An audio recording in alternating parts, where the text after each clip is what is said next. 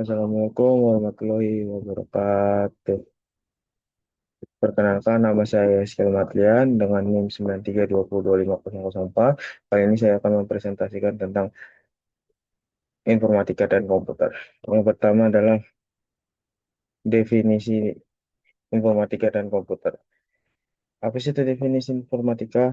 Definisi informatika adalah bidang ilmu yang fokus studi perancangan dan pembuatan sistem komunikasi sederhana. Informatika mempelajari cara menggunakan komputer untuk mengolah, menganalisis, dan mengaji data atau informasi secara efektif dan efisien. Definisi komputer adalah alat elektronik otomatis yang dapat menghitung atau mengolah data secara cermat. Alat ini dapat bekerja dengan memanipulasi data secara cepat dan tepat, terdiri dari beberapa komponen seperti monitor, CPU, keyboard, mouse, da- dan mouse yang saling bekerja sama menghasilkan informasi yang kita butuhkan. Kenapa harus ada komponen komputer? Yang pertama, monitor itu sangat penting bagi komputer. Kenapa? Karena untuk menyalakan komputer. Yang kedua, CPU. Kenapa sangat penting di komputer? Karena a- adanya karena supaya lebih cepat, dan lebih stabil saat bermain laptop. Nah, kenapa penting keyboard? Karena harus ada memang keyboard yang dirancang dari sumbernya sendiri, dan mouse yang kita dapatkan dari membeli laptop. Sejarah informatika, sejarah informatika adalah sejarah informatika abad ke-19 hingga 1930-an.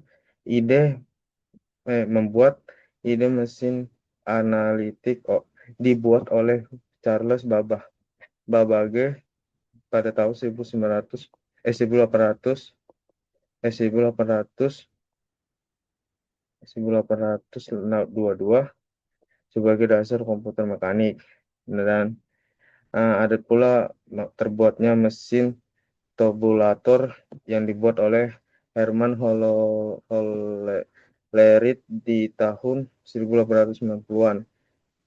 Untuk Census, teori mesin Turing dibuat oleh Alan Turing sendiri pada tahun 1930-an.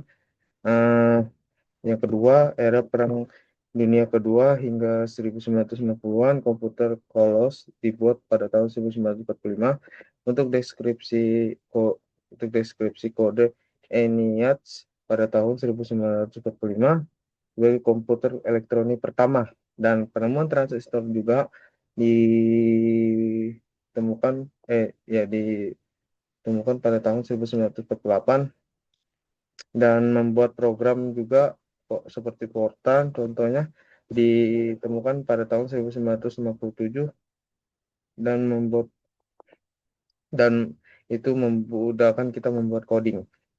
Uh, yang ketiga, pada tahun 1960-an hingga 1980-an, integritas IC atau CPU ditemukan pada tahun 1960-an, dan dan menurunkan biaya mikroprosesor Intel 4004 pada tahun 1971 sebagai komputer modern. Jadi mikroprosesor itu adalah paling modern waktu pada zaman 1971-an.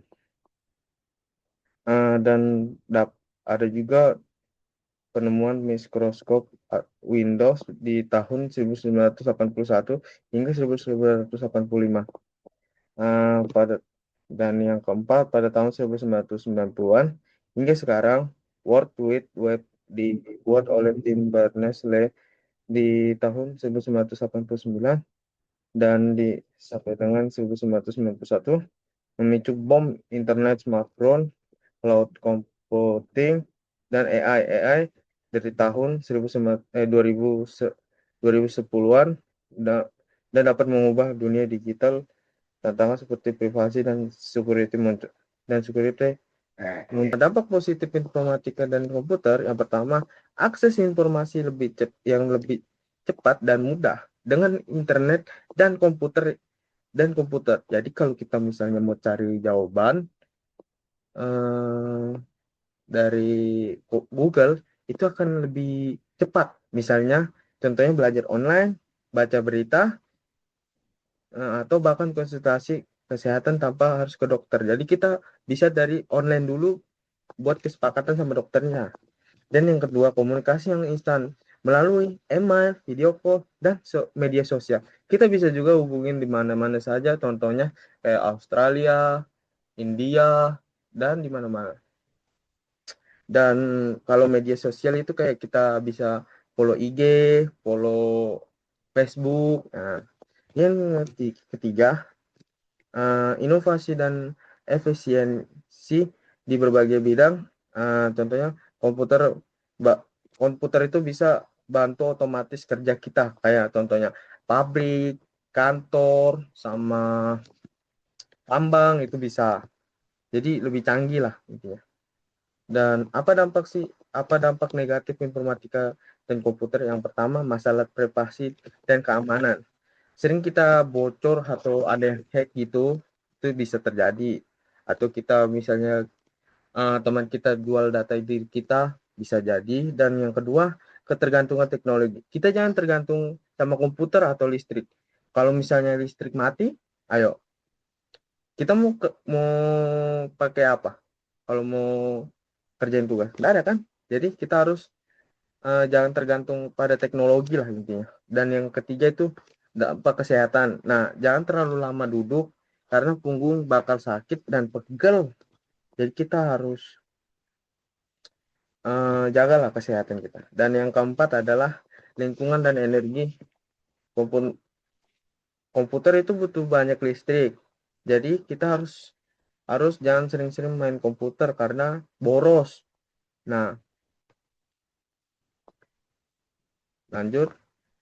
Cara mengatasi apa sih? Bagaimana sih cara mengatasi dampak negatifnya? Nah, yang pertama, pakai password yang sangat kuat dan tidak bisa diretas. Jangan pakai contohnya 1234566, jangan.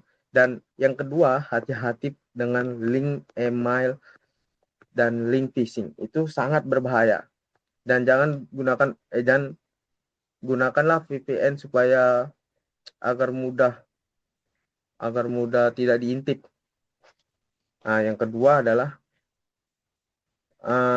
atur layar kalian kayak screen time. Lakukanlah aktivitas lebih sering main sepeda, baca buku, ke perpus lah, jagain adek kan bisa. Dan ganti kebiasaan kalian kalau kerjaan komputer itu coba digunakan. kalau kalau kerjaan butuh komputer itu coba gunakan waktu istirahat. Contohnya kalau misalnya, oh ini ada kerjaan, nanti dulu lah, saya kan belum istirahat. Nah begitu contohnya. Dan yang ketiga adalah istirahatkanlah mata sampai 20 menit atau enggak 20 jam lah. Nah, itu bisa ya tidur lah intinya. Nah, nah, yang nah ada juga kan jangan juga terlalu bungkuk kalau main laptop itu. Jadi kita harus olahraga. Nah, bagaimana sih cara olahraga itu? Ya kita harus rutin lah olahraga, bangun pagi, ya begitulah. Dan jangan jaga mental juga kita supaya mental kita tetap tetap stabil lah perform kita. Dan yang keempat, daur ulang elektronik. Jangan buang HP atau laptop sembarangan di tempat sampah. Dan yang kedua, hemat energi. Matikan komputer kalau setiap sudah pakai komputer itu harus dimatikan biar hemat daya. Dan kurangi konsumsi beli gadget misalnya. Ini HP ku sudah lemot. Misalnya HP ku sudah lemot, sudah rusak kan. Aku mau ganti HP. Ya jangan harus tiap tahun. Ya 4 tahun lah. Ya, oke. Terima kasih. Assalamualaikum warahmatullahi wabarakatuh.